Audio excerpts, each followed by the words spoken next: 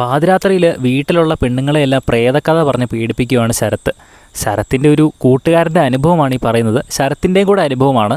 ശരത്തിൻ്റെ കൂട്ടുകാരൻ ഡെയിലി പ്രേതത്തിനോട് സംസാരിക്കുന്നുണ്ട് അത്ര. അവൻ അത് കാരണം തന്നെ ഒരുപാട് അപകടങ്ങൾ അവൻ വരുത്തി വെച്ചിട്ടുണ്ട്. അവൻ്റെ അമ്മൂമ്മയുടെ തലയിൽ ചട്ടി വീണിട്ടുണ്ട്. അവനെ ഭാര്യേനെ ഡൈവോഴ്സ് ചെയ്ത് ഇപ്പോൾ ഒറ്റയ്ക്കാണ് താമസിക്കുന്നത്. അവൻ എൻ്റെയും ഭാര്യയുടെയും കൂടെ, അതായത് അപ്പാനി ശരത്തും ഭാര്യയുടെയും കൂടെ കാറിൽ പോകുമ്പോൾ വരെ ആ പ്രേതത്തോട് സംസാരിക്കുമെന്നാണ് അപ്പാനി ശരത്ത് പറയുന്നത്. നിനക്കെന്തരാ പ്രാന്താണോ ഇങ്ങനെയൊക്കെ സംസാരിക്കാൻ, ഇങ്ങനെയൊക്കെ ചോദിക്കും.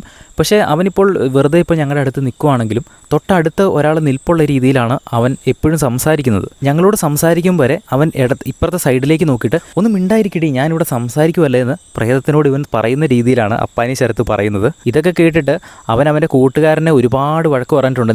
നീ പോയി വല്ല സൈക്കാട്രിസ്റ്റിനെയും കാണിക്കടാ, ഇത് വേറെന്തെങ്കിലും അസുഖം വല്ലതും ആയിരിക്കും എന്നൊക്കെ കുറേ പറഞ്ഞു. പക്ഷേ അവൻ ഇത് തന്നെയാണ് എൻ്റെ അടുത്ത് ഉറച്ച് പറയുന്നത്. അവന് അത്രയും തൊട്ടടുത്ത് ഒരാൾ നിൽപ്പുണ്ട്, അവനോട് സംസാരിക്കുന്നതായിട്ട് അവൻ ഇപ്പോഴും തോന്നാറുണ്ട്. അവൻ വീട്ടിൽ ഇരിക്കുമ്പോഴൊക്കെ സംസാരിക്കാറുണ്ട് എന്ന് അപ്പാനി ശരത്ത് പറയുന്നുണ്ട്. ഇത് കേട്ടിട്ട് അവിടെ ഉള്ളവരെല്ലാവരും തന്നെ സൂക്ഷ്മമായിട്ട് ഇരിക്കുന്നുണ്ട്.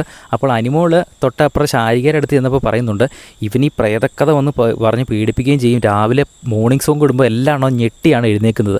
അതിലേറ്റവും പേടി അവിടെ ഇരിക്കുന്ന ആ പെണ്ണിനാണ്. പക്ഷേ അവൾ ഈ പ്രേതക്കഥ തുടങ്ങിക്കഴിഞ്ഞാൽ മുഴുവൻ കേൾക്കാതെ അവൾ പോകത്തുമില്ല എന്ന്. പണ്ട് നമ്മൾ കസിൻസിൻ്റെ ഒക്കെ കൂടെ കിടക്കുന്ന സമയത്ത് ഈ ഒരു പ്രേതക്കഥയൊക്കെ പറഞ്ഞുകൊണ്ട് കിടന്നത് ആണ് എനിക്ക് പെട്ടെന്ന് ശരത്ത് ഇങ്ങനത്തെ കാര്യങ്ങളൊക്കെ പറഞ്ഞപ്പോൾ എനിക്ക് ഓർമ്മ വന്നത്. എന്തായാലും നിങ്ങൾക്കങ്ങനെ പ്രേതക്കഥകൾ എന്തെങ്കിലും അനുഭവമുണ്ടോ?